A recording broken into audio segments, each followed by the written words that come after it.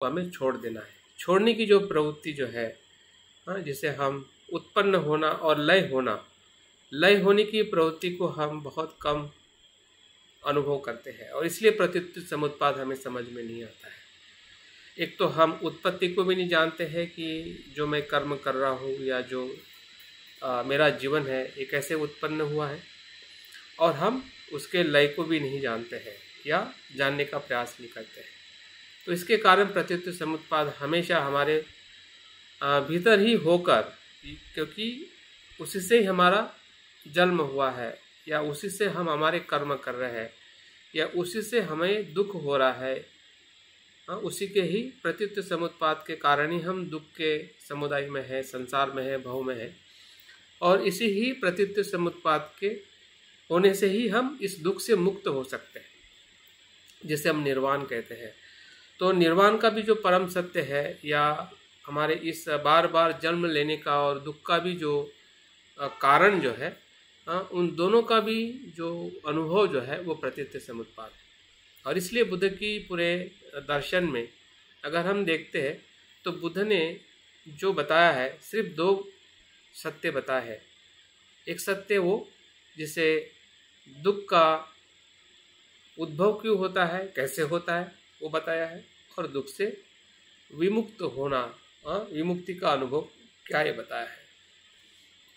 तो दुख समुदाय को समझना और दुख के विमुक्ति को अनुभव करना, निर्वाण का अनुभव करना, यही बुद्ध की शिक्षा का पूरा लेखा जोखा है या पूरा सार है। तो ऐसे विषय को हम देखने का प्रयास कर रहे हैं, जिसे हम प्रत्युत्थित समुत्पाद कहते हैं। तो आज के इस धम्म वर्ग में आगे बढ़ने के पहले मैं सबसे आज का दिवस हमारे लिए माता रमाई के स्मृति दिवस के श्रद्धांजलि के पुण्यानुमोदन के शब्द से मैं आज के इस धम्म वर्ग को शुरुआत करता हूँ। हमें पता है कि बोधिसत्व बाबा साहब के जीवन में जो रमाई का जो अस्तित्व जो है वो भी प्रत्युत्थित समुत्पन्न है। उनके आधार से ही बाबा साहब इतने महान बने, जिनके कारण आज हमें परिणाम के रूप में हमें जीवन प्राप्त हुआ है। तो हमारा जीवन बाबा साहब से आधारित है, और बाबा साहब का जीवन माता रमाई के आधारित है।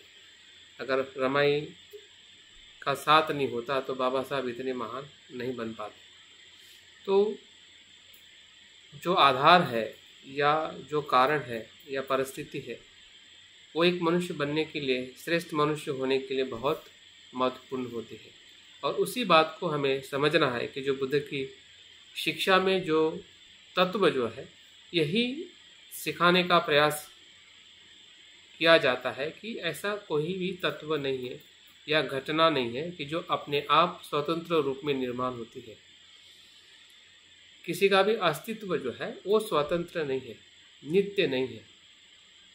जो भी अस्तित्व है, फिर बुद्ध का अस्तित्व हो, बोधिसत्व का हो, आपका, मेरा, इस संसार के सभी जीवों का और घटनाओं का हो, उन सभी अस्तित्व के मूल में प्रत्यय का होना, या बिन कारण से कोई भी घटना नहीं घटित होना, या घटने की जो संभावना है, ऐसा अस्तित्व ही अस्तित्व में नहीं होना। जो भी अस्तित्व है वो प्रत्युत्थित समुत्पन्न ही घटित है। और उस आधार पर जब हम बुद्ध की शिक्षाओं को हर जगह पे लगा के देखते हैं, बुद्ध की शिक्षा को समझना और उसको अप्लाई करना, दो चीजें हमें खास ध्यान रखनी। बुद्ध की शिक्षा को हम समझते हैं, लेकिन हम हर जगह पे उसको अप्लाई नहीं करते। तो अप्लाई नहीं करने के कारण वो सिद्धांत भी हमें ज़्यादा गहराई में समझ नहीं आता है। हमने अनेकों बार प्रत्युत्थित समुत्पाद को सुना होगा, पढ़ा होगा, समझा होगा, लेकिन उसको हमने अपने जीवन में, जो हमारा शरीर है, जो हमारा मन है, हमें होने वाला दुख है, हमें होने वाला सुख है, हमारे आध्यात्मिक जीवन के जो अनुभव है, सुख के, दुख के, आर्थिक समस्या है, मानसिक समस्या है, सामाजिक राजकीय समस्या है, इन सभी समस्याओं में प्रतीत्य समुत्पाद किस प्रकार से कार्य करता है और उस प्रतीत्य समुत्पाद से हम ये जान पाते हैं कि कोई भी घटना जब घटित होती है हमारे भीतर और बाहर, वो हमें तब तक बेचैन करती है, तब तक हमें वो दुख का कारण बनती है जब तक उस घटना के प्रतीत्य समुत्पाद को हम नहीं समझते। फिर वो घटना या वो दुख आर्थिक दुख हो या जो हमारा सामाजिक जाति भेद का दुख हो, जातिवाद का दुख हो, हमारे शारीरिक जो रोग का दुख हो, हमारे परिवार में जो संबंध का दुख हो, या अन्य कितने भी प्रकार के दुखों को अगर हम एक लिस्ट बनाते हैं तो उसकी लिस्ट शायद उसका अंत ही नहीं होगा, इतनी सारी सूची हमारे पास में बन सकती है। तो इन सभी दुखों के भीतर जो कुछ भी घटना घटित हो रही है वो इसी प्रतीत्य समुत्पाद के मूल आधार पर घटित हो रही है। जैसे कि अभी हम मिल रहे हैं, ये घटना कितनी सुंदर है कि हम इतने सारे लोग ऑनलाइन के माध्यम से मिल रहे हैं, तो इसमें बहुत सारे प्रतीत्य समुत्पाद के पहलू हैं। अगर हम एक दूसरे को देख रहे हैं तो हमारी आंखों से देख रहे हैं, चक्षु से देख रहे हैं। अगर हम सुन रहे हैं तो हमारी जो कान इंद्रिय उससे हम सुन रहे हैं। और एक प्लेटफॉर्म है जिसे हम ऑनलाइन या जूम कहते हैं और हमें किसी ने वो प्रोवाइड किया है, किसी ने हमें नोटिस दी है।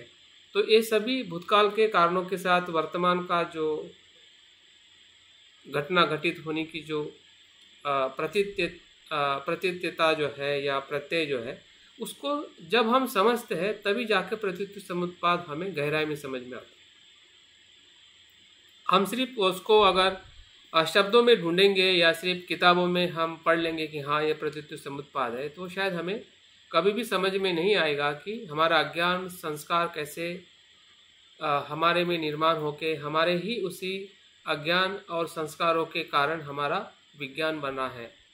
उसी विज्ञान के कारण हमारा नाम रूप बन के षडायतन से होने वाला स्पर्श से होने वाली वेदनाएं, जो इस क्षण में जो कुछ भी घटना हमारे साथ में घटित हो रही है वो वेदना के रूप में हमें परिणाम देके फिर से तृष्णा के तरफ जाके दूसरे ही पल में, एक पल में दुख आता है, दूसरे पल में वही दुख वेदना जो है तृष्णा में परिवर्तित होके फिर से अज्ञान से फिर से वही कर्म बनते जाते हैं।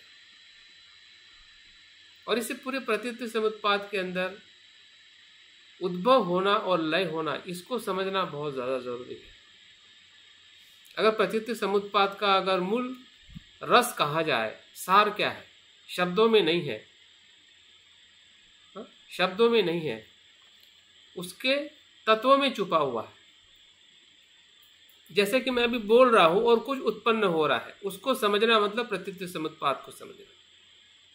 और जो उत्पन्न हो रहा है आपके विचारों में, इस शब्दों को सुनकर एक प्रेरणा मिल रही है और वही प्रेरणा आपको श्रद्धा में परिवर्तित कर रही है, उसको समझना,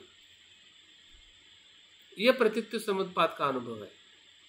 जैसे कि आप सुन रहे हैं, शब्दों को आप पहचान रहे हैं कि हाँ इस शब्द से मुझे प्रेरणा मिली है, लेकिन वो प्रेरणा का लय होना और श्रद्धा का उत्पन्न होना या अर्थ को समझना और उस अर्थ से एक दूसरे प्रवाह में जाना, क्योंकि वो उत्पन्न हुआ है और उस उत्पन्न होने से क्या हो गया है, वो लय होने से दूसरा उत्पन्न हुआ है। तभी तो आपकी श्रद्धा और प्रीति और सुख उस मार्ग की तरफ हम जा पाएंगे। अगर हम इसको ही नहीं समझेंगे, शब्दों में तो हमने समझ लिया कि इसके होने से ये हो रहा है, लेकिन उसके भीतर जो क्या कहते हैं मोमेंट है या एक क्षण जो है, जैसे कि हम पूरे 1 घंटे को समझने के लिए क्षण को समझना पड़ता है। 1 मिनट के भीतर एक क्षण होता है और एक क्षण बन के 1 मिनट बनता है, और वो मिनट बन के वो 1 घंटा बनता है। तो ये जो प्रतीत्य समुत्पाद की जो घड़ी जो है क्षण प्रति क्षण चलती है और क्षण प्रतिक्षण के भीतर हम एक साथ में 12 भी चीजों को नहीं समझ सकते हैं। हमें इतना ही समझना है कि उत्पन्न हो रहा है, वो क्या उत्पन्न हो रहा है और उसका कारण क्या है, और उत्पन्न होने के बाद में वो क्या आगे क्या हो रहा है, क्या वो लय होके और कुछ उत्पन्न कर रहा है। इस अनुभव को अगर हम समझ पाते हैं तो निश्चित ही जो हम कड़ियों को विस्तारित रूप में देख रहे हैं, उसका हमें कहीं ना कहीं प्रत्यक्ष रूप में कहाँ पे उसको हमें समझना है। जब हम सुनते हैं, ये सबसे बड़ी हमारी धर्म की आधारशिला है, धर्म श्रवण। अगर आप अपने आप को देखोगे या मैं अपने आप को देखता हूँ, मुझे धर्म की प्रेरणा कहाँ से मिली, मैं धर्म कहाँ से जी रहा हूँ। तो अगर मैं कहूँ तो मैं धर्म को ज़्यादा से ज़्यादा सुनता हूँ और पढ़ता हूँ। वो शुरुआत है धर्म की। धर्म की क्या है, वो शुरुआत है। और वही धर्म की शुरुआत जो है सुनने और पढ़ने की या धर्म के संपर्क में आने की, जब से हम धर्म के संपर्क में आए, हाँ, वही जो शुरुआत जो है वो हमारे आध्यात्मिक जीवन को और गहराई में ले जाने के लिए बार बार मदद करती है, क्षण प्रतिक्षण मदद करती है। तो उसकी शुरुआत होना और वो शुरुआत के बाद में दूसरा जो पल आता है, पहला जाता है दूसरा आता है, वहां तक हमें पहुंचने की ज़्यादा ज़रूरत है। और नहीं पहुंचने के कारण क्या हो रहा है कि वो धर्म वहां पे रुकते जा रहा है। पहला अनुभव में ही हम संतुष्ट रहते हैं और पहले अनुभव के साथ में ही हम दूसरे अनुभव को लेना चाहते हैं, लेकिन पहला अनुभव ही नहीं छोड़ेंगे, दूसरा अनुभव कैसे मिलेगा। यह प्रतीत्व समुत्पाद का मैजिक है, यह प्रतीत्व समुत्पाद का एक अनुभव है। अगर ऐसा हम कर रहे हैं तभी प्रतीत्व समुत्पाद हमें समझ में आ सकता है, या हम उसको अप्लाई कर रहे हैं, हम उस प्रतीत्व समुत्पाद के आधार पर हम जी रहे हैं, ऐसा हम कह सकते हैं। अगर हम पहले अनुभव को नहीं छोड़ते हैं या छोड़ने के लिए हमारे मन को हम देख नहीं पा रहे हैं, तो निश्चित ही है दूसरा जो अनुभव है वो प्रतीत्व समुत्पाद के गहरे अनुभव को ले जाने वाला है, लेकिन हम उसको उस प्रकार से नहीं देख पा रहे, क्योंकि हम सिर्फ उसी ही जगह पर रुके हैं जहाँ से हमने शुरुआत की है। और इसलिए प्रतीत्व समुत्पाद को जब हम 12 निदानों में देखते हैं तो उसको 2 प्रकार से हम समझते हैं। एक तो उसको समय के आधार पे देखते हैं कि वो कुछ उसके जो निदान हैं भूतकाल के साथ जुड़े हैं, कुछ वर्तमान के साथ जुड़े हुए, कुछ भविष्य के साथ में जुड़े हुए, उस प्रकार से उसको हम वर्गीकरण करके उसको देखते हैं। तो पिछली बार हमने अविद्या और संस्कार जो 2 निदान थे उसको हमने देखा था और जाना था कि अविद्या क्या है और अविद्या से संस्कार कैसे निर्माण होता है। और आज हम उसके बाद के जो दूसरे जो निदान है, हाँ, कि संस्कार से विज्ञान कैसे निर्माण होता है और विज्ञान के बाद उसकी जो आने वाली जो आगे जो कड़ियाँ जो है वो वर्तमान के अनुभव तक हमें कैसे निर्माण होते हुए हम उसको देख सकते, उसको हम देखने का प्रयास करेंगे। तो भवचक्र में जब हम चित्र के रूप में जब विज्ञान को देखते हैं तो एक बंदर जो है एक डाली से दूसरे डाली के तरफ या एक डाली से दूसरे डाली का फल खा रहा है या खाने की कोशिश कर रहा है, ऐसा चित्र हमने देखा होगा। हमने बंदर तो काफ़ी बार, अनेकों बार हमने देखे हैं और उड़ते हुए भी देखे हैं, खाते हुए भी देखे हैं, लेकिन यहाँ पे बंदर का जो प्रतीक दिया है कि एक डाली पे बैठा है और दूसरे डाली का वो फल खाने का प्रयास कर रहा है, वो क्या है, इसमें फल क्या है, इसमें डाली क्या है और इसमें जो बंदर क्या है। बंदर जो है एक प्रकार से हमारे पूर्व जो संस्कार और अज्ञान की जो चेतना जो है या पूर्व जीवन जो है, पूर्व भाव जो है, उसका वो प्रतीक है, क्योंकि हम बंदर से पैदा हुए हैं। अगर हमारा विकास का जो क्रम जो है, हमारा जो उत्क्रांति जो है और बंदर से हुई है, और बंदर की जो अगर हम चिंपांजी देखते हैं या गोरिल्ला देखते हैं तो उनका सोचने का बिगिनिंग जो थॉट प्रोसेस जो है कहीं ना कहीं हमारे जैसे है, वो भी सोच सकता है, वो भी उसमें भी सोचने की क्षमता उसके मस्तिष्क में, उसके मन में हमें दिखाई देती है। तो इस प्रकार से जो बंदर बताया गया है, तो हमारे जो पूर्व भाव के किए हुए कर्म का जो एक प्रतीक के रूप में बताया गया है कि हमारा ही पूर्व भाव जो है, जिसे हम पहले के पूर्व जन्म में जो हमने कर्म किए और हमारा मृत्यु होने के बाद में जो हमारी चेतना थी, जिसे हम भवंग चित्त कहते हैं, जो पूर्व भाव से आया हुआ चित्त भवंग चित्त कहते हैं। अगर हम थोड़ा अभिधम्म के भाषा में उसको, अगर हमारी जो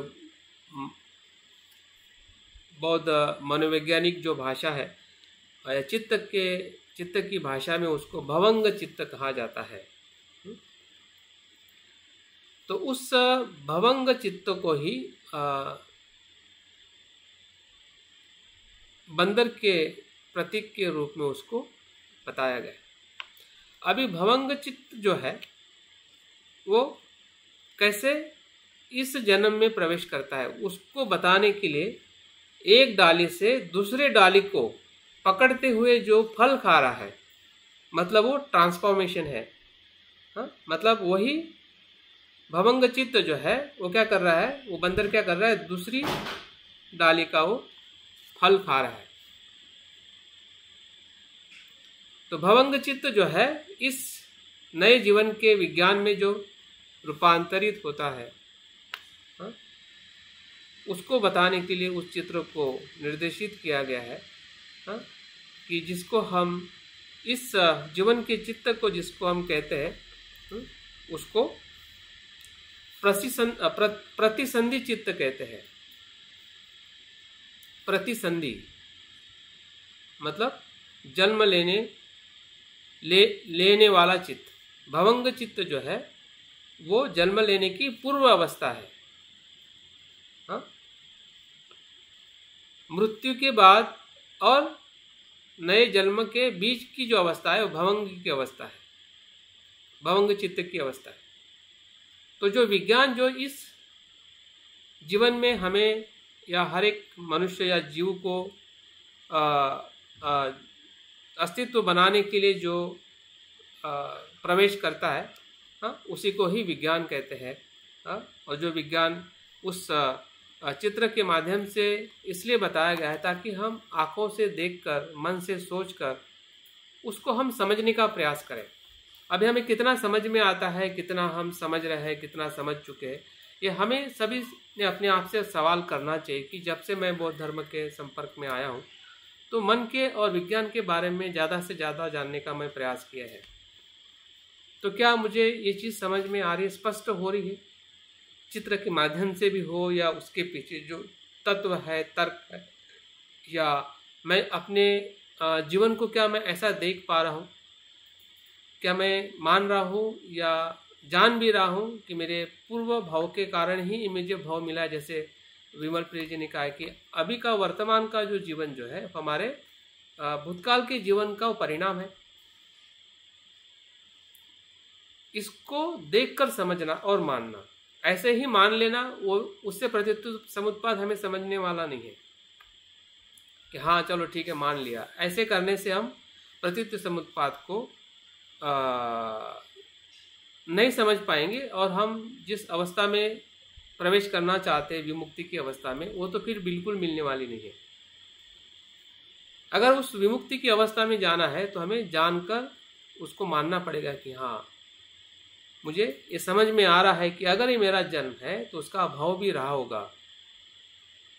अभी हम पूरी तरह से अभी नहीं जान पा रहे, लेकिन जानकर अगर हम थोड़ा विश्वास रखते हैं कि हाँ, ताकि हम वर्तमान में ज़्यादा जागरूक बनकर हम अपने पूर्व भाव को भी जान सकते हैं। जैसे कि बुद्ध ने जागरूकता से मन को शुद्ध करके अपने पूर्व भाव को जाना कि उन्होंने पूर्व जन्म में क्या क्या किया था, वो उनके बोधि का हिस्सा है। उनके ज्ञान का वो सबसे महत्वपूर्ण भाग है, अनुभव है कि उन्होंने अपने पूर्व जन्म के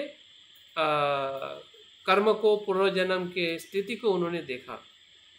अगर बुद्ध को संभव है तो हमें भी संभव है, लेकिन हमें तभी संभव होगा कि जब हम जानकर उस पर विश्वास रखें। हाँ, बुद्ध एक जगह पे बताते हैं कि आपको कैसे विश्वास रखना है।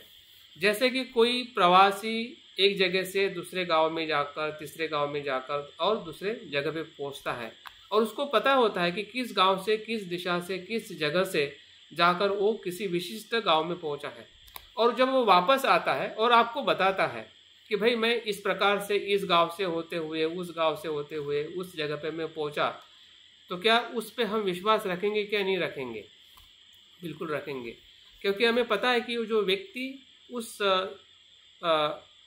उस दिशा से जाकर उस जगह पे पहुंचा है जिस जगह की वो बात कर रहा है।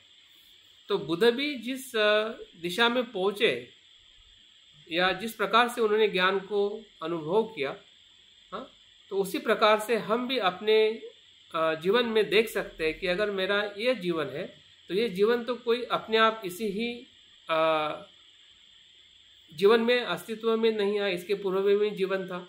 क्योंकि हमारा मनुष्य का आज का अस्तित्व ही शुरुआत नहीं, इसके पहले भी मनुष्य थे, उसके पहले भी मनुष्य थे, उसके पहले भी जीवों से भरा हुआ ये संसार रहा है। तभी उसी संसार के अस्तित्व से तो हम एक मनुष्य जीवन का अस्तित्व आज विकसित हुआ है। तो पूर्व अस्तित्व में होना, हाँ, ये हमें दिखाता है कि इसी ही अनंत अनेक जन्मों के भाव से ही ये जो विज्ञान जो है वो इस जीवन में हमारे जीवन का कारण बना है, या बनते हुए हम अगर उसको समझ पाते हैं तो निश्चित ही है कि हमारे इस जीवन के जो कुछ भी निदान है उसको हम भली भांति समझ पाएंगे। तो ये नए अस्तित्व के ये किसी भी योनि और किसी भी रूप को विज्ञान निश्चित करेगा। किस योनि में और किस स्वरूप में उसको जन्म लेना है वो कौन तय करता है?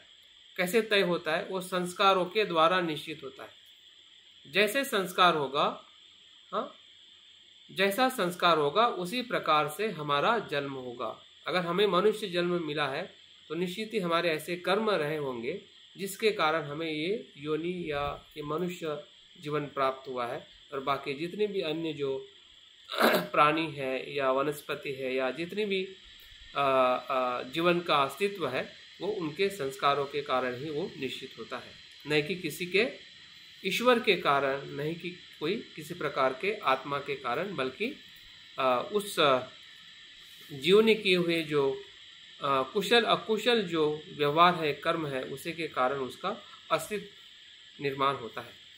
इस विज्ञान को हम उस जगह पे देख सकते हैं कि जब ये जीवन जो प्रारंभ होता है माँ के गर्भ में, इसकी जो अवस्था जो है माँ के गर्भ की अवस्था में, इसको हम उत्पन्न होते हुए हम इसको देखते हैं। दूसरे अर्थ में विज्ञान को ये भी कहा जाता है कि नाम रूप जो है वो प्रकट होने की पूर्व अवस्था मतलब विज्ञान है। और इस विज्ञान को निर्माण होने के लिए जो परिस्थिति जो चाहिए, उस परिस्थिति में 3 तत्वों का होना बहुत जरूरी है। क्योंकि ये विज्ञान भी जो है अपने आप प्रवेश होकर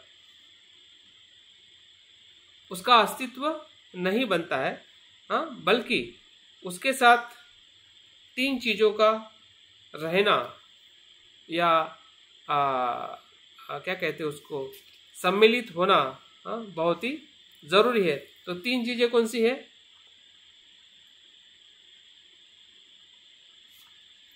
वो है माता पिता का होना, दूसरा है माता पिता का संपर्क होना, और तीसरा जो है स्वयं उस चित्त का वहां पे होना जिसे हम भवंग चित्त कहते हैं।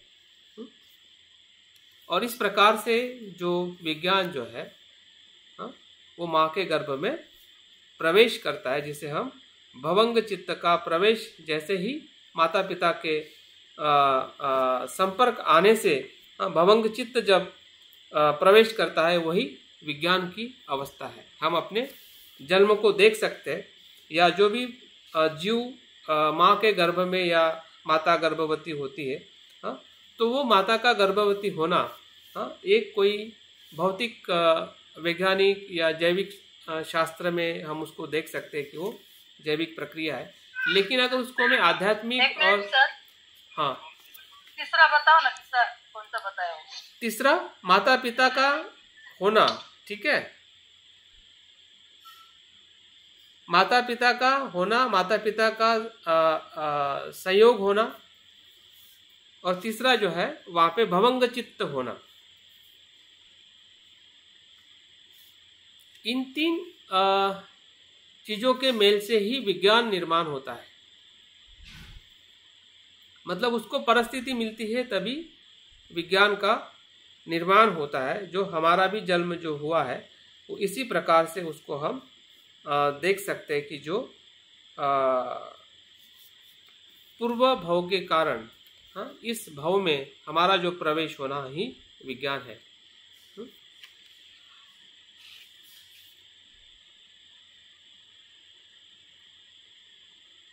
इसको थोड़ा हम आगे जाते हैं ताकि उसको और ज्यादा हमें समझ में आएगा। विज्ञान होने से नाम रूप होता है। ऐसा हम कह सकते हैं कि एक विज्ञान उदाहरण के तौर पर एक बीज है, एक बीज है, और वो बीज धीरे धीरे अभी वो क्या हो रहा है, बढ़ते जा रहा है। आपने देखा होगा बीज को जब हम जमीन में डालते हैं या पानी में डालते हैं तो उसमें से क्या धीरे धीरे कोम आने लगते हैं, उसमें से पौधा निकलने लगता है। तो वो जो पौधा जो है वो इसलिए निकलता है क्योंकि उस बीज में वो क्षमता होती है।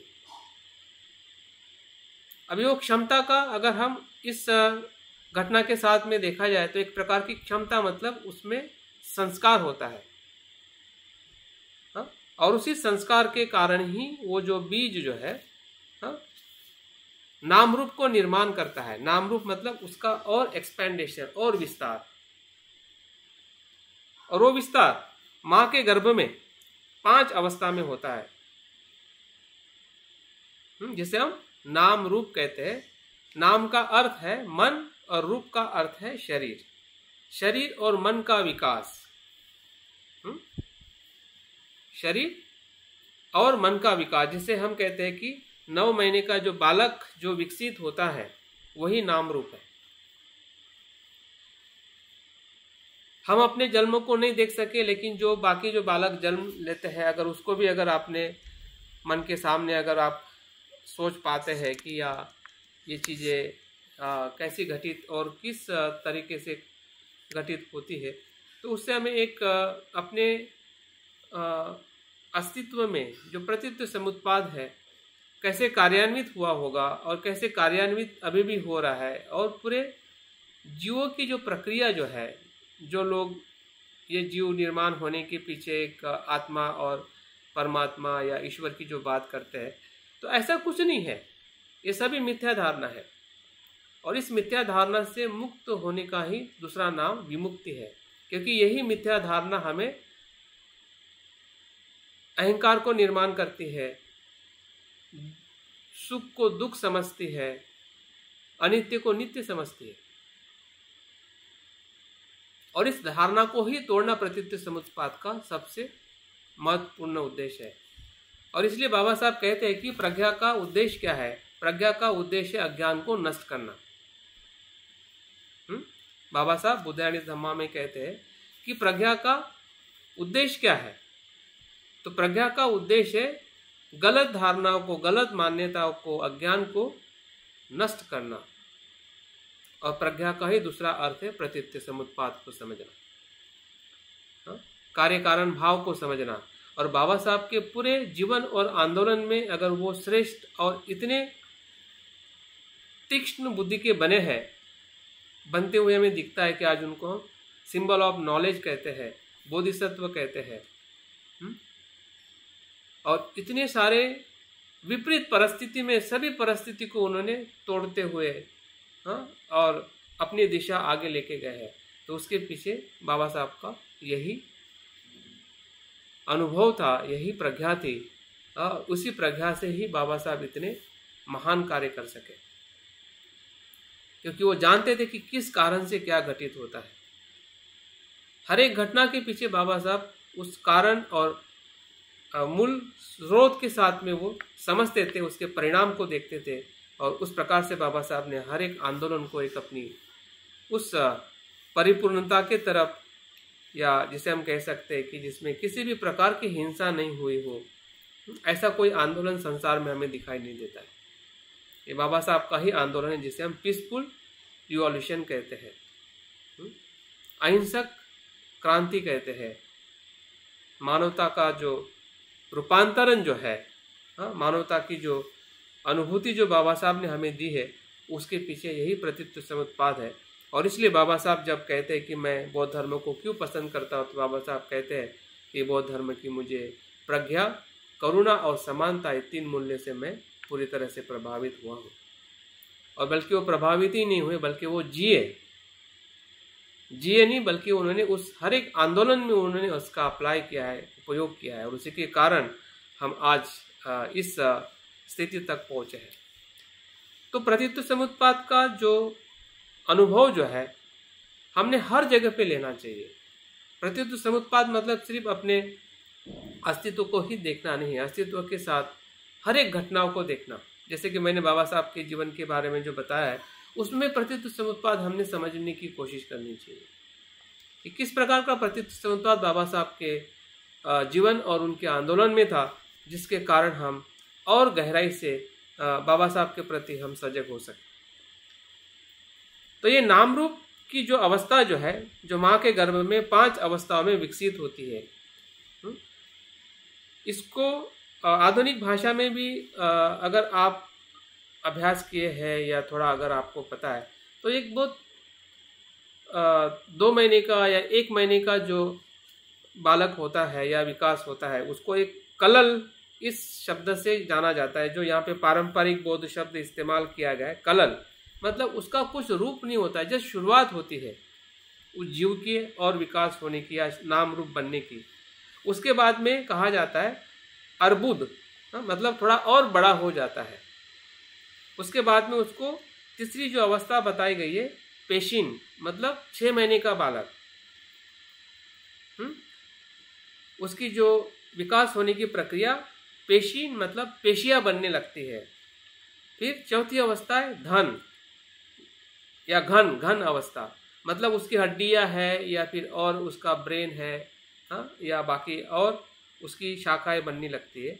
और 5वीं जो अवस्था जो है, तो सभी प्रशाखाओं के साथ, मतलब सभी इंद्रियों और उसके जो अवयव है पूरी तरह से उसका विकास हो जाता है। इस प्रकार से उसका पूरा समुदाय जो है, वो नाम रूप की दशा है। मतलब 9 मास में जो एक बालक का माँ के गर्भ में विकास होता है, 1 महीने से लेके 2 महीने तक, 2 महीने से लेके 6 महीने तक, 6 महीने से लेके 8 महीने तक, और 8 महीने के बाद में जो 9वें महीने के बाद जो बालक पूरा शारीरिक और जो प्राथमिक शारीरिक शरीर और मन जो है, वो पूरी तरह से वहाँ पे विकसित हो जाता है, जिसे हम नाम रूप कहते हैं।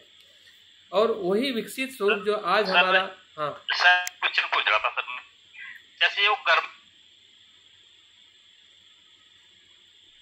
सवाल जो भी है आप थोड़ा बाद में पूछ सकते हैं कमेंट्स में पूरा होने के बाद, ताकि सभी को okay sir, okay thank you.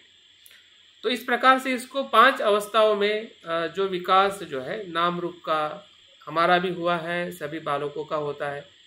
और आज जो हमारा विकसित नाम रूप जो है, जिसे हम पंचस्कंद कहते हैं, इसी का ही विकसित स्वरूप है। बालक जब जन्म लेता है, 1 साल, 2 साल, 3 साल, आज हम 25, 30 या 35, 40, 50, 60 जो भी हमारी उम्र है, वो हमारा विकसित हुआ ही नाम रूप है। जो माँ के गर्भ में जो नाम रूप एक प्राथमिक अवस्था में विकसित हुआ था या होता है, वही उसी का ही विकास जो है जन्म के साथ वो धीरे धीरे वृद्धि और फिर लय, एक वृद्धि होती है 50-40 साल तक शरीर की, फिर वहाँ से वृद्धि होने लगती है, जिसे हम बुढ़ापा कहते हैं, है ना। उत्पन्न होने के बाद में उसका विकास होते हुए लय होना, वो चीज़ कहीं ना कहीं हमें बार बार हर जगह पे हमें समझ में आनी चाहिए, या हमने समझने का प्रयास करना चाहिए कि ये जो विज्ञान जो है, विज्ञान का लय होता है तभी तो नाम रूप बनता है। विज्ञान क्या हो जाता है, लय हो जाता है तो नाम रूप उत्पन्न हो जाता है। जैसे कि फिर से मैं बताता हूँ कि बीज नष्ट हो जाता है तो वहां से पौधा आने लगता है, वहां पे बीज नहीं होता है। फिर आप बोलेगे बीज कहाँ है, बीज को पकड़ के रखोगे तो फिर पौधा नहीं आएगा। तो बीज को तो आपको छोड़ना पड़ेगा ना। आप देख सकते हैं उस पौधे में कि हाँ इस बीज से ही आया है, लेकिन वहां पे बीज नहीं है, अभी बीज नहीं है, वहां पे विज्ञान नहीं है, लेकिन विज्ञान के रूप से जो विकसित हुआ नाम रूप है, मतलब उसका वो विकसित रूप है। हाँ, पहला वो नष्ट हुआ है और दूसरा उत्पन्न हुआ है। ये जो चलने वाली जो कड़ी जो है, इसको जब हम समझते हैं तभी सही अर्थ में हम प्रत्युत्तर समुत्पाद के गहरे भाव को समझ सकते हैं। क्योंकि ऊपर से तो समझ में आ जाता है, जैसे कि आनंद और बुद्ध का संवाद इसी पे आधारित है। बुद्ध आनंद को तो समझ में आ गया होगा कि ये हाँ ये तो बहुत सीधा है, सिंपल है। हाँ, लेकिन उस सीधे और सिंपल के भीतर जो देखना है, जहां पे हमारा ध्यान अक्सर नहीं जाता है, और तब जाके वो प्रत्युत्तर समुत्पाद हमें समझ में नहीं आता है, और इसलिए हमें उसको उस प्रकार से उसको देखना चाहिए। मिलिंद प्रश्न में उसको इस प्रकार से बताया गया है कि स्थूल और सूक्ष्म मानसिक धम्म मतलब रूप और नाम। स्थूल और सूक्ष्म, स्थूल क्या है, रूप है, और सूक्ष्म क्या है, मन है। सूक्ष्म क्या है, मन है, और स्थूल क्या है, रूप है। हाँ? जो इस अवस्था में उत्पन्न होता है उसी को ही नाम रूप कहा जाता है। स्थूल और सूक्ष्म, सूक्ष्म और स्थूल, आज की भाषा में अगर उसको हम कहते हैं एनर्जी और मैटर, मैटर और एनर्जी, पदार्थ और ऊर्जा और पदार्थ, दोनों का अरस-परस होके ही अस्तित्व में घटना घटित होती है या किसी का भी अस्तित्व बनता है। कोई भी अस्तित्व सिर्फ सूक्ष्म और स्थूल के अभाव से नहीं होता है, तो दोनों के संयोग से ही होता है। हमारा जो अस्तित्व है संयोग से हुआ है, दो चीजों के संयोग से ही तीसरी चीज घटित होती है, जिसे हम जीवन कहते हैं, जिसे हम अस्तित्व कहते हैं। तो उस प्रकार से बार बार हमें दो चीजें इस प्रत्युत्तर समुत्पाद से हमें सीखनी है। एक तो मैंने बताया कि उसका उत्पन्न होना और लय होना, मतलब वो क्या दिखा रहा है कि जो अस्तित्व जो है वो अनित्य है। और कैसा अनित्य है, क्षण प्रतिक्षण अनित्य है, क्षण प्रतिक्षण वो अनित्य है। ये चीज प्रत्युत्तर समुत्पाद हमें दिखाती। दूसरा अनुभव ये करती है प्रत्युत्तर समुत्पाद कि कोई भी अस्तित्व जो है बिन कारण से नहीं हो रहा है, कारण से हो रहा है। मतलब क्या है कि वो अनात्मा है। आप शरीर को या अपने आप को ऐसा नहीं कह सकते कि आत्मा है या स्वतंत्र है, क्योंकि उसके पूर्व अवस्था के कारण ही वो बना है।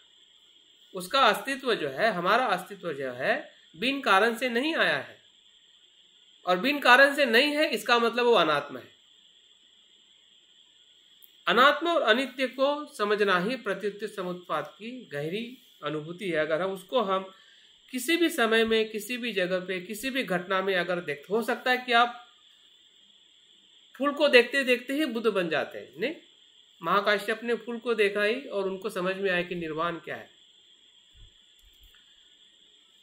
बुद्ध के समय ऐसी बहुत सारी घटना है कि बुद्ध को सुनते सुनते ही लोग श्रोतापन्न बन जाते।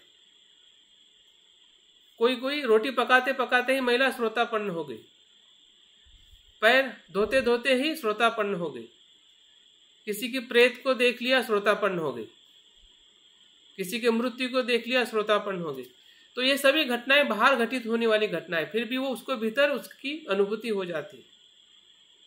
तो इसलिए हमें बाहर की घटना को भी हमें उसके तत्व के आधार पर देखना चाहिए। हाँ, जैसे कि बाबा साहब के जीवन में भी जो घटना घटित हुई है वो बाहर की घटना थी, लेकिन उनको भीतर अनुभव हुआ। और उस भीतर के अनुभव के साथ उन्होंने पूरे समाज के अनुभव के साथ में जोड़ लिया और वो आंदोलन करने के लिए अपने जीवन को समर्पित कर दिया। तो घटना कब कहाँ पे होगी वो आपके हाथ में नहीं है, वो घटना हर जगह पे हो रही है, घटती जा रही है, लेकिन हम कब किस घटना के साथ में जागरूक होंगे और हमें जो अनुभव होगा वो अनुभव क्या है और उस अनुभव को हमने बार बार कहाँ पे ढूंढना चाहिए, किस प्रकार से ढूंढना चाहिए, वो अनुभव है अनित्यता का और अनात्मता का। अगर उसको अनुभव को अगर हम हर जगह पे उसको महसूस करते हैं तो निश्चित ही प्रतीत समुत्पाद हमें कहीं भी बुद्ध के रूप में या सत्य के रूप में हमारे सामने दिखने लगेगा और हमें समझ में आएगा कि हाँ ये चीज़ तो ऐसी घटित होती है। और उसको समझना ही एक प्रकार से हमारे अज्ञान से बाहर आना है, क्योंकि हम नहीं जान पा रहे हैं कि घटना घटित हो रही है वो क्यों हो रही है और उसका अनुभव क्या है। जिस क्षण में हमें समझ में आएगा इसका मतलब हमें हमारा अज्ञान वहाँ से समाप्त होगा और हमें समझ में आएगा कि हमारा अस्तित्व जो है वो किस प्रकार से निर्माण होता है और किस प्रकार से उससे हमें मुक्त होना है। आगे हम आते हैं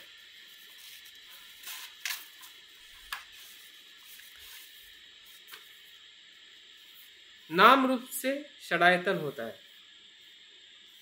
अब ये षडायतन क्या है? षड मतलब 6, आयतन मतलब दरवाजा, प्रवेश द्वार। उसको चित्र के रूप में ऐसा बताया गया है कि एक खोली में 6 खिड़कियां, 6 दरवाजे, मतलब एक हमारा शरीर है या हमारा नाम रूप है, उसमें 6 खिड़कियां। तो 6 खिड़कियां एक प्रकार से हमारे 6 इंद्रिय है। षडायतन का मतलब क्या होता है? 6 इंद्रिय, जो 5 हमारे शरीर के हैं और 6ठा हमारा मन। तो इस प्रकार से हमारा जो नाम रूप जो है, जो माँ के गर्भ में जो विकसित होता है, जो और जब जन्म लेता है, जिसे हम जन्म दिवस कहते हैं, बर्थडे कहते हैं, वहाँ से जो हमारे जो इंद्रिय जो संसार के विषय के साथ धीरे धीरे विकसित होने लगते हैं। उम्र के 1 वर्ष से लेके 2 वर्ष से 2 से 3, 4, 5, तो धीरे धीरे हमारे इंद्रिय का विस्तार होने लगता है, उसका उपयोग होने लगता है, उसकी जो जागृति बढ़ने लगती है। शुरुआत में जैसा जन्म लेता है तो उसको दिखता नहीं है, लेकिन फिर कुछ 6 महीने के बाद में दिखना शुरू हो जाता है, सुनना शुरू हो जाता है। उसका जो शरीर का स्पर्श उसे महसूस होने लगता है, उसको स्वाद का अनुभव होने लगता है, गंध का अनुभव होने लगता है। और जैसा बालक जब 1 साल 2 साल का होता है तो वो उसके जो विचार जो है वो अपने आवाज़ में, अपने भावनाओं को, रोने के भावना में हो या फिर कुछ हंसने की भावना में हो, वो अपने मन को भी अभिव्यक्त करने लगता है। उसके मन में आने वाली जो वेदनाएं जो है, विचार है, उसको भी वो संपर्क करने लगता है। तो इस प्रकार से जो हम अगर 6 इंद्रिय की बात करते हैं कि 6 इंद्रिय कैसे विकसित हुई है और कहाँ से उसका संपर्क 55 से लेकर अभी तक, अभी भी हमारे पास में 6 इंद्रिय है और अभी भी हमारे पास में नाम रूप है, जिसे हम पंचस्कंद कहते हैं। तो ये 6 इंद्रिय क्या है? 6 इंद्रिय से क्या होता है? 6 इंद्रिय से ये होता है कि हम बाह्य संसार की अनुभूति लेते हैं, उसको 6 इंद्रिय का कार्य कहते हैं। 6 इंद्रिय से क्या होता है? बाह्य विषयों के साथ या बाह्य विषयों की जो हमें अनुभूति होती है, आंखों से हम माँ बाप को देखते हैं, चीज़ों को देखते हैं, उनके शब्दों को सुनते हैं, या जो हम कपड़े पहनते हैं, उसका जो हमें स्पर्श होता है, वातावरण का जो स्पर्श होता है, उससे हम धीरे धीरे जानने लगते हैं कि पसंद करते फिर नापसंद करते। वो हमारी जो पूर्व मन की जो अवस्था है, अजागरूक अवस्था है, अज्ञान है, उसके आधार पर उसको हम प्रतिक्रिया देना सीख जाते हैं और उसी प्रतिक्रिया के कारण हमारा मन भी प्रतिक्रिया का ही मन बनता है, अज्ञान का ही मन बनता है, क्योंकि हम बचपन में इतने जागरूक नहीं होते हैं, हमारे आसपास के लोग भी इतने जागरूक नहीं हो पाते हैं कि हमें उस प्रकार से वो प्रतिसाद देना सिखाए। हाँ, हमारा जो अज्ञान से प्रभावित हुआ जो मन है, हाँ, लोभ से प्रभावित हुआ मन है, या पूर्व भाव से जो हमारा अजागरूक मन है,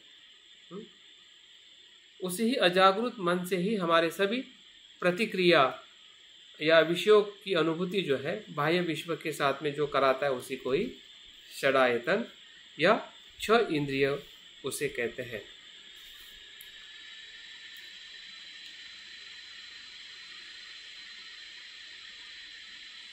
छह इंद्रिय के बाद क्या होता है? 6 इंद्रिय को फिर से मैं बताता हूं। चक्षु, श्रोत, घ्राण, जीवा, काया और मन। ठीक है, ये हमारे आंतरिक या जो शरीर के साथ जुड़े हुए हमारे 6 इंद्रिय हैं। यही 6 इंद्रियों से होने वाले 6 जो बाह्य आयतन है, जिसे हमें विषयों का अनुभव होता है। चक्षु से किसका अनुभव होता है? रूप का। श्रोत से शब्द का। घ्राण से गंध का, मतलब नाक से गंध का। जीवा से रस का, और काया से स्पष्ट का, और मन से धर्म का, विचारों का। अभी ये सब हमें पता है, लेकिन पता होना इतना पर्याप्त नहीं है। हमने उसको बार बार अवलोकन करना चाहिए। जैसे कि मैंने शुरुआत में ही कहा है कि इस वर्ग में हम जो इंद्रिय इस्तेमाल कर रहे हैं, क्या कभी हम कोई प्रवचन सुनते हुए इस पे ध्यान देते हैं? अभी ठीक है, मैं बता रहा हूँ तो आपका थोड़ा ध्यान इसमें आ गया होगा। इस प्रकार से मैं सुन रहा हूँ, कुछ तो भी हो रहा है। ठीक है, ये प्रतीत समुत्पाद है, क्योंकि उसी का हम अभ्यास कर रहे हैं। लेकिन अगर आप कोई भी प्रवचन सुनते हैं, या कोई गीत सुनते हैं, या किसी के शब्द सुनते हैं, तो क्या हम वहाँ पे देखने का प्रयास करते हैं कि क्या हो रहा है, मेरी इंद्रिय कैसे काम कर रही है? हम खाना खाते हैं तो हमारी स्वाद इंद्रिय कैसे काम कर रही है? या हम कुछ गंध लेते हैं तो वहाँ पे मेरी इंद्रिय कैसे काम कर रही है? मुझे लगता है कि हम बहुत नहीं के बराबर देखना चाहिए। यहाँ पे हमने प्रयास करना चाहिए। अगर आपको प्रतीत समुत्पाद के गहराई में जाना है, जैसे कि विमल प्रिय जी ने कहा है कि ये महासागर है और भवसागर भी है, तो इस महासागर में या भवसागर में अगर तैर के अगर हमें उस किनारे पे जाना है जो निर्वाण की भूमि है, तो दूसरा कोई हमें मार्ग नहीं है। भले आप शील का पालन करो, कुछ भी करो, जब तक हम प्रतीत समुत्पाद के आधार पे शील का पालन नहीं करते, तो शील भी हमारे लिए बंधन कारक बनने वाला है। हमारा ध्यान भी बंधन कारक बनने वाला है। और इसलिए बुद्ध की पूरी शिक्षा में अगर कुछ महत्व का है तो प्रज्ञा महत्व की है। और इसलिए बुद्ध की शिक्षा जो अष्टांगिक मार्ग जो है, शील से शुरुआत नहीं हुई है, सम्यक दृष्टि से शुरुआत हुई। मतलब बौद्ध धर्म पूरी तरह से प्रज्ञा पे ही आधारित है। भले शील से उनको शुरुआत करते हैं, लेकिन शील को भी हमें प्रज्ञा के अनुभव पे उसको तराशने की जरूरत है। और मुझे या आप लोग भी देख पा रहे होंगे कि हम शील को आधार तो मानते हैं, लेकिन शील को छोड़ते नहीं है। शील हमसे छूटता नहीं है। अब शील छोड़ने का मतलब क्या? शील छोड़ने का मतलब यह है कि उसके प्रतीत समुत्पाद को समझ के शील का आचरण करना। विप्रतीत समुत्पाद को समझ के शील का आचरण का मतलब क्या है? उसका मतलब है इंद्रिय संवर। इंद्रियों को संयमित करना या इंद्रियों को जागृति के साथ उसका इस्तेमाल करना, वो शिलाचरण का और सूक्ष्म स्वरूप है। अभी आजकल हम शिलाचरण को सीमित करते हैं कि मैं हिंसा नहीं कर रहा हूं मतलब मैं परफेक्ट हूं शिलाचरण में, मैं मांसाहार नहीं कर रहा हूं मतलब मैं परफेक्ट हूं, मैं झूठ नहीं बोल रहा हूं मतलब मैं सही हूं। और उसी शिलाचरण को हम अपना एक आधार मानते हैं और आध्यात्मिक जीवन में हम संतुष्ट हो जाते हैं। लेकिन आध्यात्मिक जीवन संतुष्ट होने का नाम नहीं है। आध्यात्मिक जीवन अज्ञान को नष्ट करने का नाम, और अज्ञान तभी नष्ट होगा कि जब हम हर एक अपने आचरण पे ही प्रश्न करें कि ये जो मैं आचरण कर रहा हूँ क्यों कर रहा हूँ, इसका उद्देश्य क्या है, उसका कारण क्या है। और उस कारण को जैसे जैसे हम ढूंढते हैं तो वैसे वैसे उस कारण के साथ हमें उसका जो अनुभव हमें होने लगता है कि ये जो शिलाचरण जो है वो हमें प्रज्ञा के तरफ ले जाने वाला है। और प्रज्ञा क्या है कि अनित्यता और अनात्म का अनुभव करना। शील के परिणाम को या शील के अनुभव को पकड़ के रखना वो धर्म नहीं है। शील के अनुभव को भी अनित्य और अनात्म के रूप में देखते हुए आगे बढ़ना, वो धर्म का सच्चा रूप है। और तभी हमें समझ में आ सकता है कि हम किस प्रकार से षडायतन को हम समझ पा रहे हैं, क्योंकि षडायतन ही ऐसा प्रवेश द्वार है जिसके कारण हमारे भीतर जो भी संस्कार बनते हैं, क्लेश बनते हैं, या ऐसा कह सकते हैं कि यही षडायतन है कि जिसके माध्यम से हमारे भीतर जो कुछ भी अकुशल है उसको और ज़्यादा अकुशल बनाता है या बढ़ाता है। लोभ को बढ़ाने वाला कारण क्या है बताइए? लोभ किससे बढ़ता है? इसी इंद्रिय से बढ़ता है। 6 इंद्रियों से तो लोभ बढ़ता है। अभी खाने का लोभ कहाँ से बढ़ेगा? आपके स्वाद इंद्रिय से। और हमें वही पता नहीं है और वहीं पे हम काम नहीं कर रहे हैं। हम वही समझ में नहीं आ रहा है कि उसको कैसे देखा जाए, कैसे काम किया जाए। तो लोभ, अंदर का लोभ तो पहले ही आग लगी हुई है अंदर, लोभ की। द्वेष अंदर से पहले ही बढ़ा हुआ है। और उस लोभ और द्वेष पे अगर ये बार बार आते रहेगा तो कैसे हमारा लोभ कम होगा और कैसे हमारा द्वेष कम होगा? तो प्रतीत समुत्पाद को अगर हम समझते हैं कि अगर हम यहाँ से जा रहा है वहीं पे अगर रोकना और वहीं पे अगर हम सतर्क रहते हैं तो भीतर का जो लोभ जो है वो धीरे धीरे शांत होने लगेगा, क्योंकि उसको ईंधन नहीं मिलेगा। ईंधन अगर नहीं मिलेगा आग को तो क्या होगा? आग क्या होने की? शांत होगी। अगर अंदर की आग शांत होगी तो दूसरा जो भाव जो है अलोभ का भाव निर्माण होगा, अनासक्ति का भाव निर्माण होगा। अगर द्वेष का भाव शांत होगा तो कौन सा भाव निर्माण होगा? मैत्री का भाव निर्माण होगा। और मैत्री का भाव इसलिए निर्माण नहीं हो रहा है क्योंकि इंद्रिय से तो जो बोल रहा है उसी को हम पकड़ रहे हैं कि उसने ऐसा क्यों बोला, उसने ऐसा क्यों कहा। हम समझ नहीं पा रहे कि इंद्रिय से क्या हो रहा है, कान से क्या हो रहा है। वो तो प्रतीत समुत्पाद हो रहा है। हाँ, वो आके दूसरे क्षण में चला जा रहा है, लेकिन हमने पकड़ लिया क्योंकि हम प्रतीत समुत्पाद को आते हुए देखा, जाते हुए तो देखा ही नहीं। हाँ, अनात्मा को तो देखा ही नहीं। और नहीं देखने के कारण हमारा जो लोभ द्वेष जो है वो अधिकाधिक बढ़ते जाता है और हमें समझ में नहीं आता है कि हम सही में किस प्रकार से उस पर कार्य करें।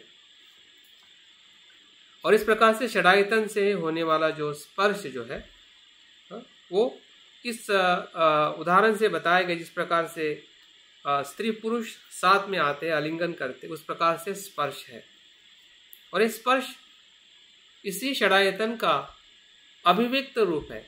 षडायतन कहाँ पे कार्य करता है? जब विषय के साथ में संपर्क में आता है उसी को स्पर्श कहते हैं। विषयों का इंद्रियों के साथ होने वाला संबंध ही स्पर्श है। उदाहरण के तौर पे अगर उसको देखा जाए कि दो आपके हाथ है, एक हाथ है, दूसरा हाथ है, इसको जब आप पास में लाते हैं तो क्या हो जाता है? आवाज आती है या फिर स्पर्श होता है। तो एक आपका इंद्रिय है, दूसरा विषय है। जब दो चीजें पास में आती है उसी को स्पर्श कहते हैं। और ये स्पर्श बहुत ही सूक्ष्म है। स्पर्श क्या है? बहुत ही सूक्ष्म है। वो पता ही नहीं चलता कि कब आंखों से कोई विषय देख लेते हो स्पर्श हो जाता, कब हम शब्दों को सुनते हैं और उसका स्पर्श हो जाता है। तो उसी प्रकार से जैसे हमारे 6 विषय है, 6 इंद्रिय है, उसी प्रकार से स्पर्श भी कितने हैं? 6 प्रकार के स्पर्श होते हैं। इसी प्रकार से हमें 6 प्रकार के स्पर्श होते हैं। चक्षु का स्पर्श, श्रोत का स्पर्श, घ्राण का स्पर्श मतलब नाक का स्पर्श, जीवा का स्पर्श, काया का स्पर्श और मनोस्पर्श।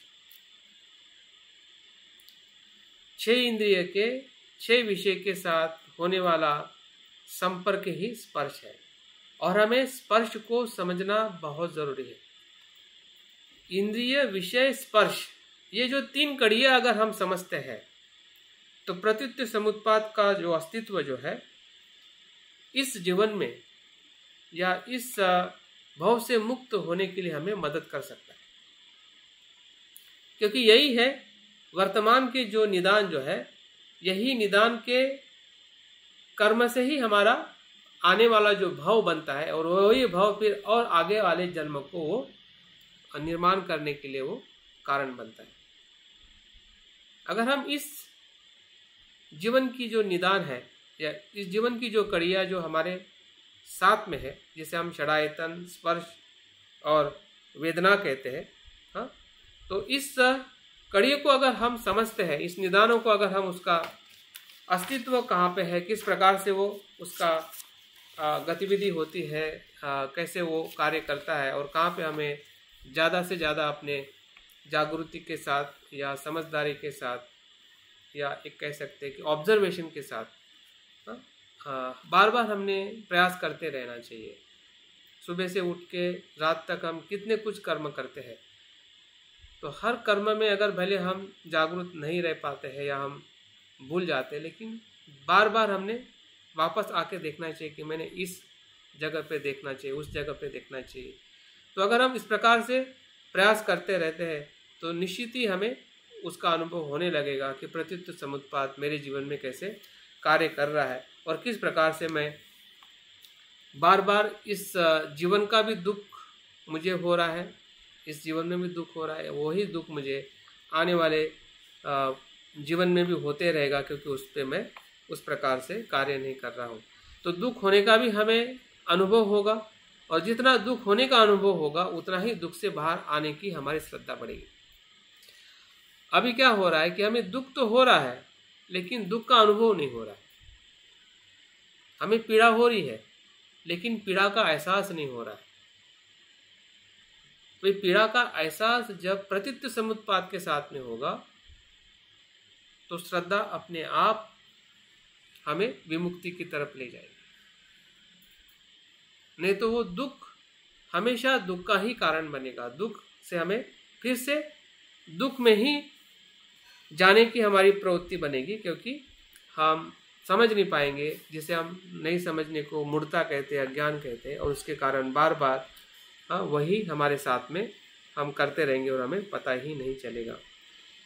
लेकिन हमें पता चल रहा है, इसलिए हम बौद्ध बने हैं पहली बार, और हम निरंतर संग में रहकर या जो भी हम धम्म की जो गतिविधि कर रहे हैं या धम्म का जो जीवन जी रहे हैं, तो धम्म जीवन ही अपने आप में जागरूकता का जीवन है। लेकिन कभी कभी उस जागृति में धर्म को कहाँ पे देखना है और कैसे देखना है, इसमें कहीं ना कहीं हम असफल हो जाते हैं। एक उदाहरण के तौर पे, एक कहानी के तौर पे मैं बताता हूँ कि क्यों असफल होता है, और हमारी सफलता ही हमारी ही समझदारी में है। जैसे कि हमें धर्म या शिक्षा या हमारे गुरु, हमारा संघ ये बताता है कि ये धम्म है, इस प्रकार से हमने आचरण करना चाहिए, और हम करते भी हैं। लेकिन कभी कभी हम भूल जाते हैं कि हमें उसको किस अर्थ से लेना है, उसका उद्देश्य क्या है। शील का उद्देश्य शिलाचरण करना नहीं है। शील का उद्देश्य है मन को शुद्ध करना। अभी शिलाचरण कर रहे, मन ही शुद्ध नहीं हो रहा है, मन शांत नहीं हो रहा है।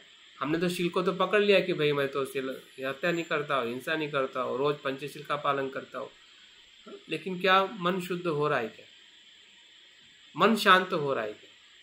अगर मन शांत नहीं हो रहा है, इसका मतलब शिलाचरण से ही नहीं हो रहा है।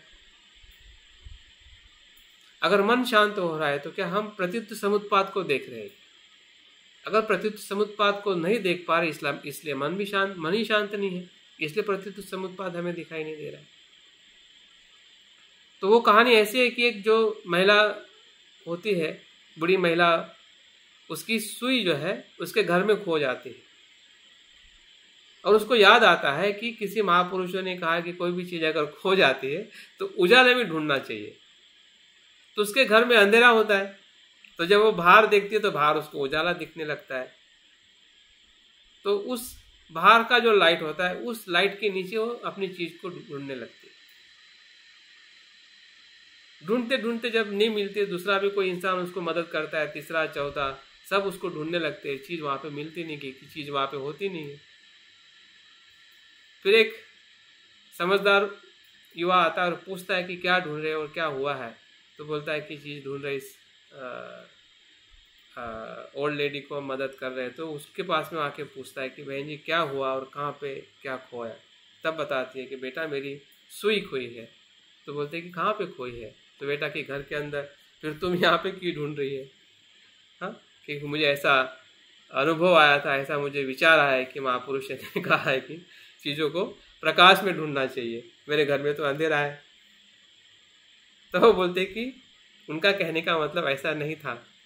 उनका कहने का मतलब था कि जहाँ पे चीज़ खोई है उसी जगह पे उजाला करके चीज़ को ढूंढना है, वो उसका मतलब है। तो हमें भी अपने गुरुओं ने, बाबा साहब ने, बुद्ध ने, या जो भी आपके आसपास में जो आपको हमें मदद करने वाले लोग हैं, वो बिल्कुल सच कहते हैं कि ऐसा करिए, लेकिन हम उसको उस प्रकार से नहीं देख पाते। तो ये अगर हमारी भूल हमें समझ में आ जाए तो निश्चित ही है कि सब कुछ हमें समझ में आएगा। और वो भूल क्या है? हमारे 6 इंद्रिय। हम सब जगह पे देखते हैं लेकिन 6 इंद्रिय पे नहीं देखते।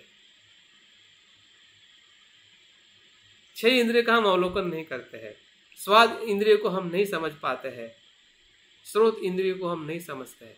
वैसे समझते हैं कि कान नाक सब कुछ है, लेकिन वो कैसा, उसकी प्रक्रिया कैसी घटित हो रही है, स्पर्श कैसे हो रहा है, स्पर्श से वेदना मुझे कैसे हो रही है, और उस वेदना को मैं कैसे प्रतिसाद और प्रतिक्रिया देता हूँ।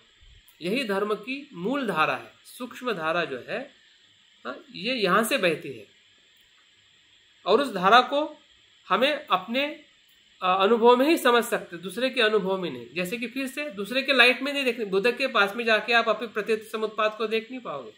आप कितनी भी बार बुद्ध की वंदना करो, बुद्धं शरणं गच्छामि कहो, त्रिरत्न वंदना कहो, कुछ भी कहो, कितने बार भी वंदन करो, तो बुद्ध के पास में जाने से वो प्रकाश आपके भीतर आने वाला नहीं। इसलिए स्वयं बुद्ध कहते हैं कि मैं मार्गदाता हूँ, मोक्षदाता नहीं। अत दीप भव जो है, खुद का ही दीपक हमें जलाना पड़ेगा।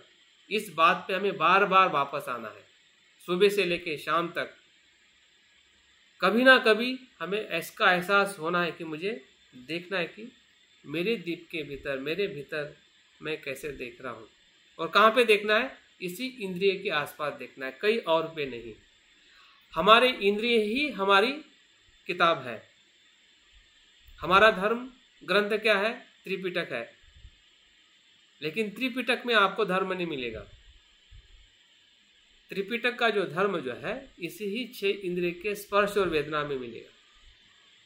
अगर देख सको और समझ सको तो समझ लो, नहीं तो जिंदगी में कभी हमें समझ में आने वाला नहीं है। भले हम कितने भी त्रिपिटक के कितने भी शब्दों को हम समझ जाए, लेकिन अगर हम स्पर्श और वेदना के अपने अनुभव के स्तर पर हम नहीं देख पाएंगे, जान पाएंगे, तो प्रत्युत्तर समुत्पाद हमें समझ में नहीं आएगा। तो वेदना को हम देखते हैं। वेदना, उसको ऐसा बताया गया है कि कोई इंसान अपने ही आँख में तीर डाल रहा है। अभी देखिए कितनी बड़ी वेदना होती है। अपने ही हाथों से, दोनों आँखों में तीर डालना, ये कोई मतलब सामान्य दर्द नहीं है। दर्द की मतलब एक ऐसी एक्सट्रीम है कि मतलब उसका कुछ अनुभव को बयान करना भी बड़ा कठिन है कि दर्द, दुख, मतलब हमारा दुख कितना दुख है, मतलब कितने दुख की अवस्था में हम वेदना को अनुभव कर सकते हैं। हाँ, लेकिन वो तभी संभव है कि जब हमें ये पता चले कि कैसे उत्पन्न हो रहा है। और उत्पन्न होने के प्रक्रिया को अगर हम देखते हैं तो वेदना हमें 3 प्रकार से अनुभव होती है: सुखद वेदना और दुखद वेदना और तटस्थ वेदना। और उस वेदना के भीतर हमारी जो कुशल वेदना और अकुशल वेदना भी हमें अनुभव होती है। कभी कभी अगर आपने गौर किया होगा कि जो दुखद वेदना होती है वही विमुक्ति की तरफ ले जाने वाली भी वेदना हो सकती है। उदाहरण के तौर पे अगर आपको पैर में दर्द हो रहा है और आप ध्यान के लिए बैठे हैं, तो वो होने वाली वेदना जो है अगर उसको आप प्रतिक्रिया नहीं देते हैं तो वो वेदना अपने कुछ क्षण के बाद में वो चली जाएगी और वो वेदना आपको एक नए एहसास में लेके जाएगी, नए ध्यान की अवस्था में लेके जाएगी। मतलब हर एक अकुशल वेदना या जो दुखद वेदना के पीछे दुखी होता ऐसा नहीं है, और सुखद वेदना के पीछे सुख ही होता ऐसा नहीं है। दिखने में वो दुख लगेगा लेकिन उसके पीछे सुख हो सकता है, और देखने में हमें दुख लगेगा लेकिन उसके पीछे सुख हो सकता है। जैसे कि देखने में हमें वेदना लगती है कि ये मुझे पसंद है, लेकिन वो हमें दुख के तरफ ले जाने वाली वेदना हो सकती है, लेकिन हमें वो सुख लगता है। इंद्रिय का सुख हमें लगता है, अच्छा लगता है, पसंद आता है, लेकिन वो पसंद आने वाली वेदना हमें दुख की तरफ ले जाती है, तृष्णा की तरफ ले जाती है। तो यहाँ पे जागरूक रहना ये हमारे लिए बहुत ही आवश्यक है। और जागृति का सराव जैसे हम आनापान सती में करते हैं, तो श्वास के प्रति जागरूक रहना मतलब आनापान सती नहीं है।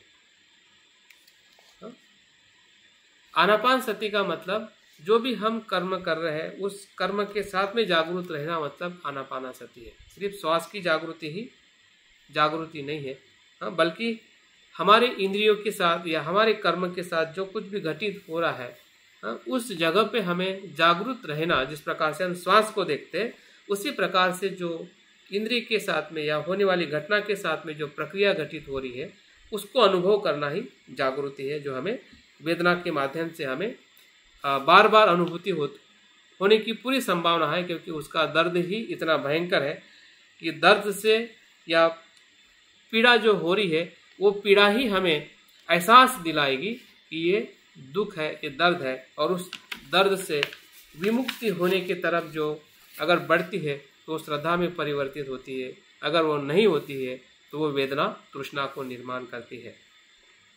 फिर वो सुखद वेदना जो होती है वो लोभ को निर्माण करती है, और जो दुखद वेदना है वो द्वेष को निर्माण करती है, और तटस्थ वेदना जो है वो अज्ञान को निर्माण करती है। तो ये तीनों वेदना के पीछे मूल जो है तीन अकुशल चित्त के मूल जो है वो हमें समझ में आते हैं। और उसी ही वेदना से जो तृष्णा निर्माण होती है वो तीन प्रकार की तृष्णा हम देख सकते हैं, जो काम तृष्णा है, भव तृष्णा है और विभव तृष्णा है। काम तृष्णा का मतलब यह है कि इंद्रिय जन्य जो तृष्णा है, अगर हमने जो आंखों से देखा और पसंद आ गया और उसके पीछे भागे, मतलब समझ जाए कि वो काम तृष्णा है। या उसी प्रकार से बाकी इंद्रियों के साथ भव तृष्णा मतलब उसको बार बार प्राप्त करने की, या इस जन्म के साथ अगले जन्म में भी उसी प्रकार से, मृत्यु के बाद में भी मुझे ऐसा ही जीवन मिले, इसी प्रकार से मैं तृष्णा में रहने की जो लालसा है वही भव तृष्णा है। विभव तृष्णा का मतलब है कि जिसको हम नष्ट करने का भाव या उच्छेद करने का भाव, कि मेरे जीवन में कुछ भी नहीं रहा है, हम अपने जीवन को पूरी तरह से निराशा में ढकल देते हैं, या आत्महत्या के जो भी विचार आते हैं या लोग आत्महत्या करते हैं, इसी के तृष्णा के कारण करते हैं। जितनी भी आत्महत्या जो है या आत्महत्या का विचार भी अगर हमारे मन में अनेकों बार आता है तो विभव तृष्णा का ही वो स्वरूप है, क्योंकि वेदना ही इतनी भयंकर होती है कि वो वेदना हमें तृष्णा में ले जाती है। तो इस प्रकार से तृष्णा को हमने समझना चाहिए, और यही तृष्णा जो है और बढ़ जाती है। यही तृष्णा उपादान को निर्माण करती है। बहुत ही संक्षिप्त में मैं बात को समाप्त करने वाला हूँ। तो तृष्णा से उपादान एक प्रकार से अति तृष्णा है। अगर आपको तृष्णा समझ में आई है तो उसी ही विषय की ज़्यादा आसक्ति करना मतलब उपादान है।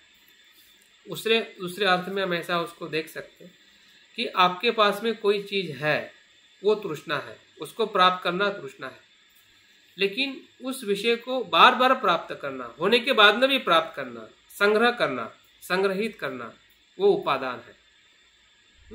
जैसे कि उसको उदाहरण में बताया गया है कि एक बैठा हुआ आदमी या वृक्ष से फल इकट्ठा करना, फल है और उसको आप तोड़ रहे हैं, बहुत सारे फल तोड़ रहे हैं, तो एक प्रकार से वो आसक्ति के रूप में उपादान को बताया गया है। और वो तृष्णा का ही एक बड़ा स्वरूप है, तीव्र स्वरूप कह सकते हैं, तीव्र तृष्णा कह सकते हैं, जिससे मोह निर्माण होता है, जिससे अज्ञान निर्माण होता है, जिसमें क्लेश ज़्यादा होता है। और वो 4 प्रकार से हम उसको आसक्त होते हैं।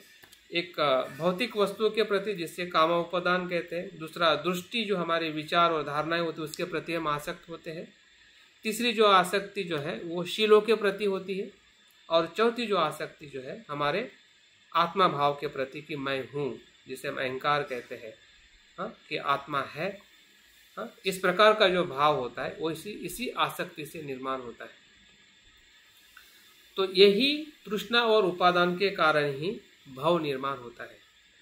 भव का मतलब यही है कि फिर से आने वाले पुनर्जन्म के स्थिति में प्रवेश करना।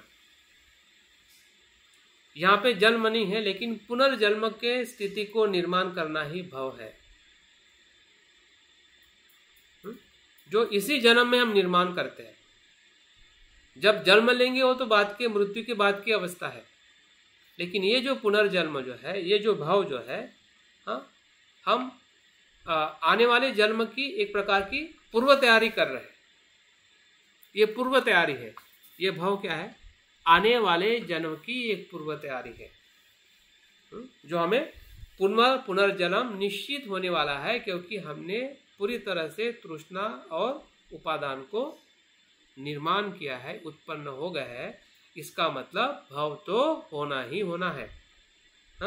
अगर हमने वेदना के समय अगर जागरूक हो गए, इंद्रियों के समय अगर हम जागरूक हो गए, तो वहां से मार्ग मिलता है हमें दुख से श्रद्धा, और श्रद्धा से प्रीति और प्रशब्दि और एकाग्रता के साथ हम विमुक्ति की तरफ जाते हैं। अगर वहां पे अगर हम जागरूक नहीं है, तो अजागृति के कारण हमारे मन की जो अवस्था है या हमारे जीवन की जो गति जो है, वो भाव और भव को ही निर्माण करती है। आपका हो, मेरा हो, या संसार में जो भी जीव बार बार अगर जन्म लेते हैं, उसका कारण ही कोई क्रिएटर नहीं है, कोई सर्जक नहीं है, कोई आत्मा नहीं है, कोई परमात्मा नहीं है, बल्कि उसी के ही तृष्णा और उपादान और अज्ञान के कारण वो भव को प्राप्त होता है। और भव से ही क्या होता है? जन्म होता है, और जन्म से ही फिर से जरा वेदी मरण होता है, जो हमें वो श्रृंखला जो पूर्ण हो जाती है।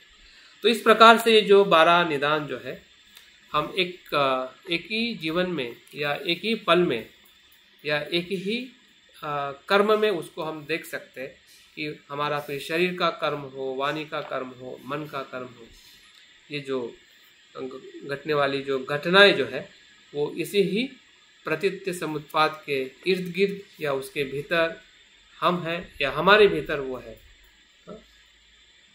हम उसके भीतर में है, वो हमारे भीतर में है। हर एक कर्म के हर एक पल के साथ वो जुड़ा हुआ है। फिर वो कुशल अनुभव हो या अकुशल अनुभव हो, कुशल कर्म हो या कुशल कर्म हो, इन सभी संसार के पूरे अस्तित्व को कोई अगर चला रहा है, चल रहा है संसार, तो उसके पीछे का आधार प्रतीत्य समुत्पाद है। और बुद्ध ने इसको भली भांति जब देखा, समझा कि ऐसी कोई शक्ति नहीं है जिस शक्ति को लोग आत्मा परमात्मा कहते हैं, जिसके कारण ये जीवन दुखी है या भयभीत है या लोग दुखी होते हैं या संसार में बार बार लोगों का आवागमन होता है, उसका कोई ऐसा कारण नहीं है, बल्कि इन सभी अनेक कारणों से ही सब कुछ घटित हो रहा है। भूतकाल में हो, वर्तमान में हो, आने वाले भविष्य काल में हो। तो मुझे लगता है कि ये बहुत ही गहरा विषय है, जैसे विमल प्रिय जी ने बताया, लेकिन इसमें मैं अंतिमता इतना ही कहना चाहूँगा कि इस प्रतीत्य समुत्पाद को समझने के लिए अपने ही जीवन के आसपास घटने वाली घटनाएं हैं, जो अभी घटित हो रही है या पूर्व में घटित हुई होगी, उसका भी चिंतन करें। उसके पीछे भी इसी के ही घटनाओं से बनी हुई घटनाएं हैं जिसके कारण हम दुखी हुए हैं, भयभीत हो रहे हैं, और उसको हमने दो बातों में ज़रूर देखना चाहिए कि उत्पन्न हो रहा है और लय हो रहा है। ये उसकी एक आंतरिक अनुभूति है, उसको बार बार हमें देखना है। और दूसरा है ये अनात्मा है, इसमें आत्मा भाव नहीं है। यही चीज़ को समझना ही विमुक्ति का मार्ग हमें मिलने की पूरी संभावना है। और वो संभावना धीरे धीरे भी हो सकती है, जो हम प्रयास कर रहे हैं, जैसे हम स्टेप बाय स्टेप हम प्रयास कर रहे हैं, और सडनली भी हो सकती है। दोनों संभावना है। पंत संरक्षित जी कहते हैं दोनों प्रकार से हमें विमुक्ति की संभावना है। ग्रेजुअली जो हम स्टेप बाय स्टेप आचरण कर रहे हैं, हमें उसमें अनुभूति होगी सत्यता की, और सडनली भी हो सकती है। नींद में हो सकती है, ध्यान में हो सकती है, चलते चलते हो सकती है, सुनते सुनते हो सकती है, खाते खाते हो सकती है।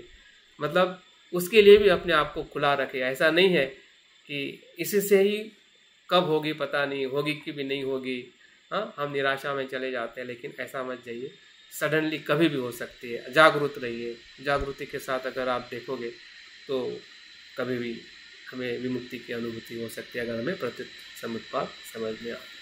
तो बहुत बहुत धन्यवाद मुझे ये अवसर देने के लिए, कर्मादित्य जी और ट्रस्ट का, और बाकी सभी साथियों ने जो मुझे सुना है 10 मिनट ज़्यादा। तो मैं अपनी बात को यहाँ पे पूर्ण करता हूँ। जय भीम, नमो। जय भीम, बहुत बहुत धन्यवाद। बहुत ही स्पष्ट तरीके से आपने ये सब कुछ प्रतीत समुत्पाद समझाने का आपने बहुत ही अच्छा प्रयास किया है। और ये जो पूरा संसार है, ये पूरा संसार प्रतीत समुत्पाद ही है। ये संसार जो प्रतीत समुत्पाद से बच नहीं सकता।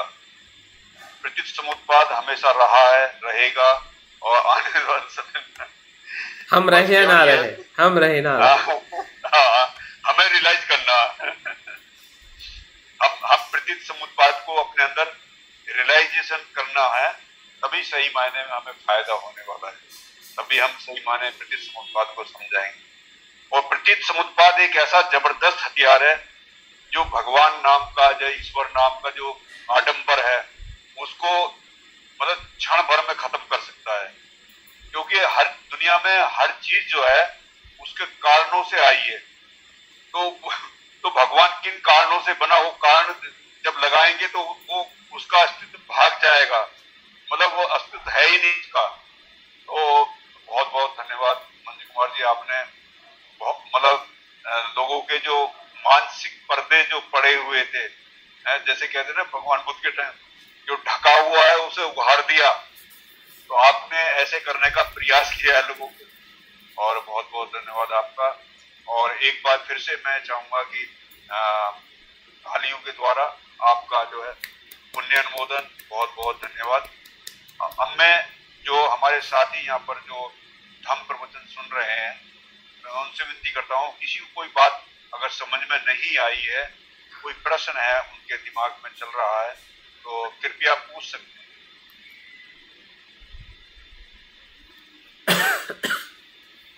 हाँ, बीच में कोई प्रश्न पूछ रहे थे। जी जी, अशोक कुमार थे, अशोक कुमार देहरादून से।